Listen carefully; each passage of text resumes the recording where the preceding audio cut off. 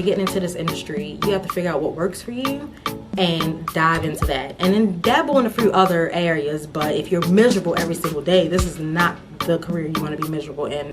What's up, workaholics? Welcome back to my channel. I'm AmyJSimpson, and I'm a real estate agent in Maryland.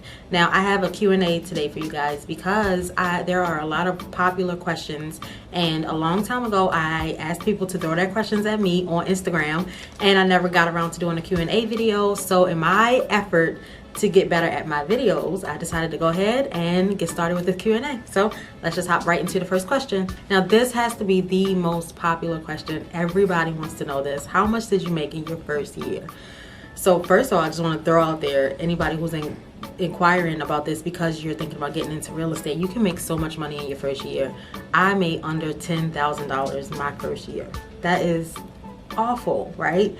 But the reality of the situation is that before I jumped into my real estate career, I planned for it so that I can spend my first year really just learning everything that there is to learn about my first year and my first 2 years in the business. So that is still a hard pill to swallow, especially now knowing everything that I know about how to grow your business in real estate and how to get your first few clients and just, you know, getting the ball rolling. It is definitely a hard pill to swallow looking back at barely making anything my first year.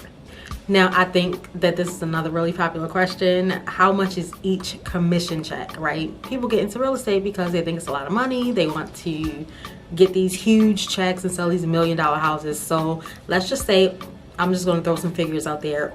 If on average in your area, the average sales price is about $330,000, and the average commission for one side of the transaction is maybe 2 or 2.5%, then you would get that amount, and then you would have to pay any fees or commission splits to your brokerage, and that's the amount that you would get. So let's just do some math really quickly because I know you guys actually want the figure.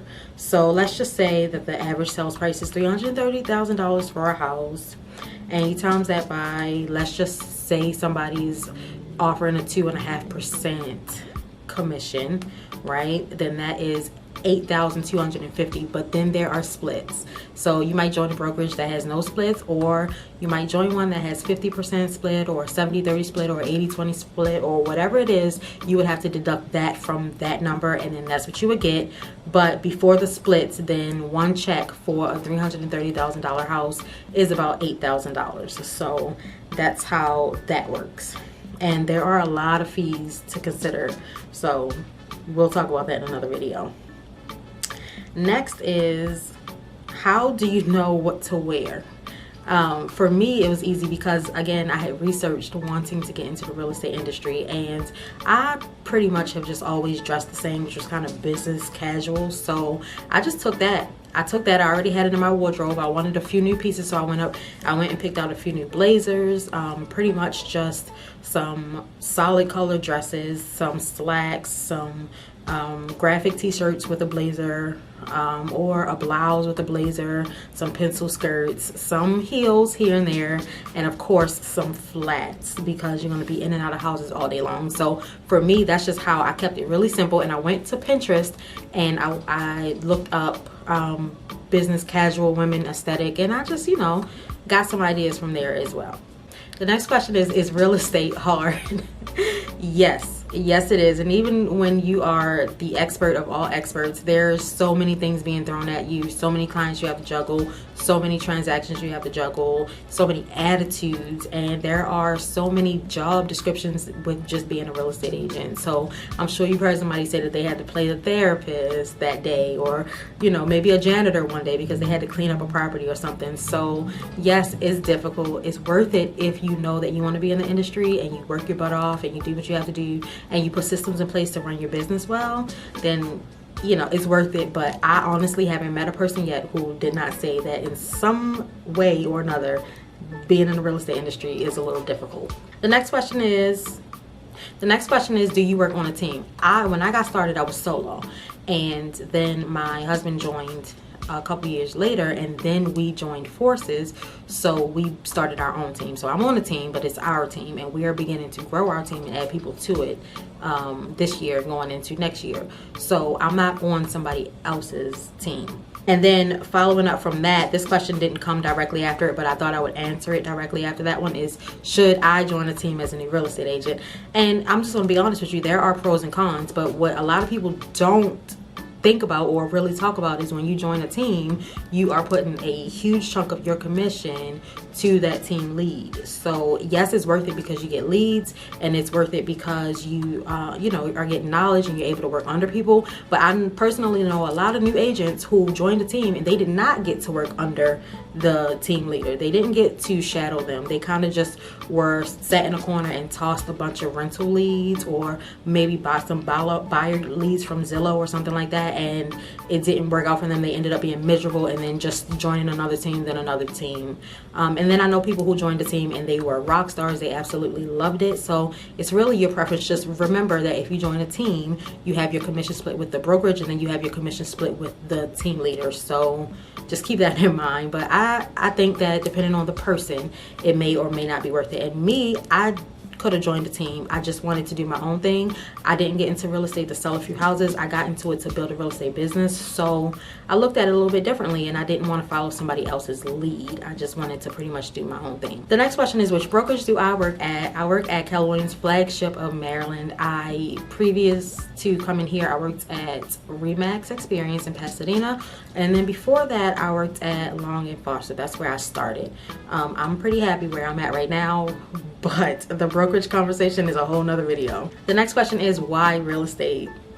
So first of all, most people join real estate because they think that you get a bunch of freedom and you get a bunch of money, and it's just that easy, and everybody you know is going to just come and beg to buy a house from you or to get you to sell their house for them. For me, it was because I always knew that I wanted to be in real estate. I can't lie and say like, oh, I love the houses. It's not that. I wanted to grow a business. I always have. And I didn't mind it being real estate, and it was literally that simple.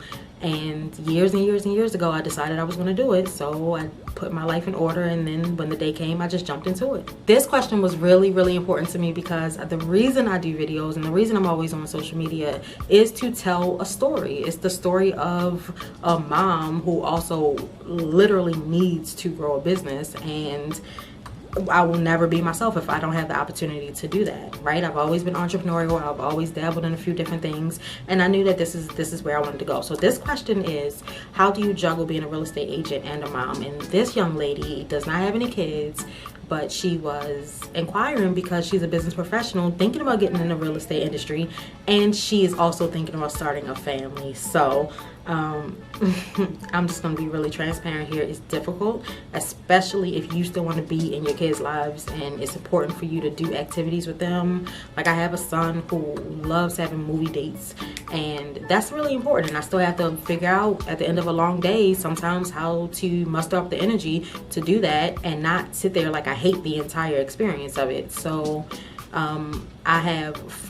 we combined, we have 4 young boys, and it's really difficult sometimes because we're trying to raise young black men in America and make them business savvy and make sure that they have all the options available to them that maybe we didn't have when we were growing up. So it's a lot of pressure that we put on ourselves for our kids, and it's a lot of pressure that we put on ourselves for our business. So the way I juggle it all is I drink when I feel like I need a drink.